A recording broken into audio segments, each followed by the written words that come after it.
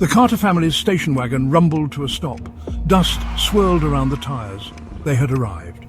Their new home stood before them, a Victorian mansion, majestic and imposing. John, the father, grinned at his wife Mary. Their two children, Lily and Sam, bounced with anticipation in the back seat. Excitement filled the air as they unloaded boxes. The house, with its high ceilings and ornate fireplaces, held the promise of a fresh start. John imagined evenings by the crackling fire. Mary pictured their lives unfolding within those grand rooms. They were home. As days melted into weeks, a subtle unease crept in. It began with misplaced objects, a misplaced book, a missing toy. Then came the whispers. Soft, almost inaudible murmurs that seemed to drift from the walls themselves. John dismissed them as creaky pipes, an old house settling. But Mary couldn't shake the feeling of unseen eyes watching their every move. One evening, as John read to Sam, Mary heard Lily scream. She raced upstairs to find Lily huddled in a corner, her eyes wide with terror.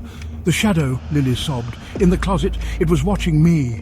John, ever the pragmatist, searched the closet, finding nothing. He soothed Lily's fears, attributing it to an overactive imagination. But Mary felt a chill run down her spine. Something wasn't right. The house seemed to grow colder, the air thick with a palpable dread. The whispers intensified, slithering through the hallways. They seemed to be drawn to Lily, their sweet whispers turning into guttural growls whenever she was near. John, troubled but resolute, began researching the history of the house. He spent hours at the local library, sifting through dusty records and faded photographs. The house had a name, Blackwood Manor. It had been built by a wealthy businessman, Samuel Grayson, in the late 1800s. But tragedy had struck the Grayson family. Samuel's wife Emily had died young, and their only son Thomas had disappeared without a trace. John stumbled upon a chilling newspaper article. It detailed the gruesome discovery of Samuel Grayson's body in the attic of Blackwood Manor. He had been brutally murdered, the killer never found. The article mentioned strange occurrences after Grayson's death, whispers of a haunting. John's blood ran cold. His rational mind struggled to accept it, but the evidence was mounting. Blackwood Manor was more than just an old house.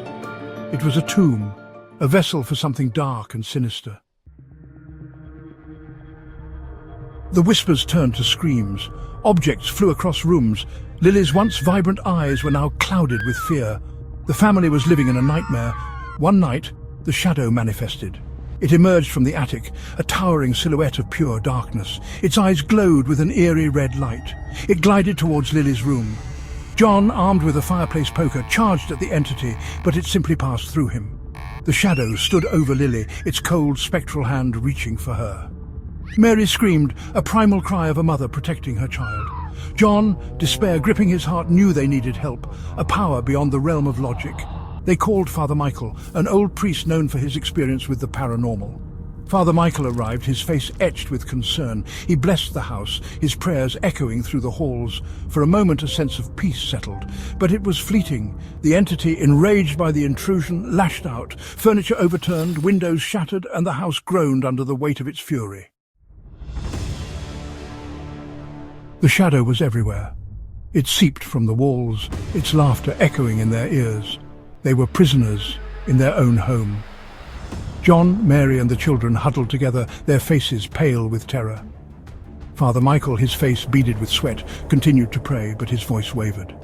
"You have to leave," he gasped, his voice strained. "This house, it's too strong." John didn't need further urging. Gathering his family, they made a desperate dash for the front door. The entity lunged, its claws tearing through the air just inches from Lily's back. John slammed the door shut behind them, the shadow's enraged roar echoing in their ears. They didn't stop running until they were miles away, looking back at the house, now a distant silhouette against the setting sun. They knew they had escaped with their lives, but not unscathed. Blackwood Manor remained abandoned, a chilling reminder of their brush with the supernatural. Locals whispered of eerie lights and chilling screams emanating from the house. The shadow, it seemed, was still lurking, waiting for its next victims.